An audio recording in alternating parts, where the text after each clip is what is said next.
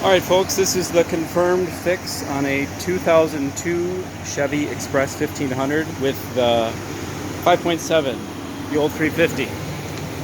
In my previous video, I posted the noise, the possible engine knocking, starter noise. Other people thought it was a torque converter. This is the issue right here on the Bendix of the starter. It's loose. See that? It's shaking around in there, and that's causing that clanking, that metallic, that loose bolt noise in the vehicle. So all you got to do is put a new starter in these old 5.7s and you're good to go.